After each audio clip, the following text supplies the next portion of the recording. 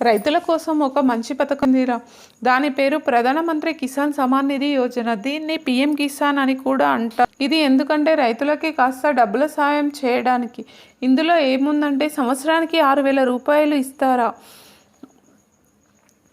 అది 3 సార్లు, అంటే ప్రతి 4 నెలలకి 2,000 రూపాయలు. త్వరలోనే 18వ విడత వస్తుంది. అక్టోబర్ 2024లో నువ్వు దీంట్లో ఉన్నావో లేదో చూసుకోవాలంటే ముందు pmkisan.gov.in అనే సైట్కి పో. 2 అక్కడ రైతు స్థితి అని ఉంటుంది, దాన్ని నొక్కు. 3 నీ రిజిస్ట్రేషన్ నెంబర్ ఎంటర్ చేయి. 4 క్యాప్చా కోడ్ అడుగుతుంది, దాన్ని పూరించు. 5 వివరాలు పొందండి అని ఉంటుంది, దాన్ని నొక్కు. అంతే, నీకు ఎన్ని డబ్బులు వచ్చాయో ఇంకా ఎన్ని రావాలో తెలుస్తుంది. తెలంగాణలో ఇంకో మంచి విషయం ఏంటంటే పిఎం కిసాన్తో పాటు రైతు భరోసా కూడా ఉంది. 2 కలిపి మొత్తం 9,500 రూపాయలు వస్తాయి. కానీ ఈ డబ్బులు రావాలంటే కొన్ని పనులు చేయాలి. నీ కేవైసీ అప్డేట్ చేయించుకోవాలి.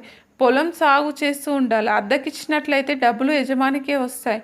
ఇంకో విషయం, నువ్వు అర్హుడివో కాదో చూసుకోవాలంటే నీ దగ్గర 2 హెక్టార్ల కన్నా ఎక్కువ భూమి ఉండవద్దు.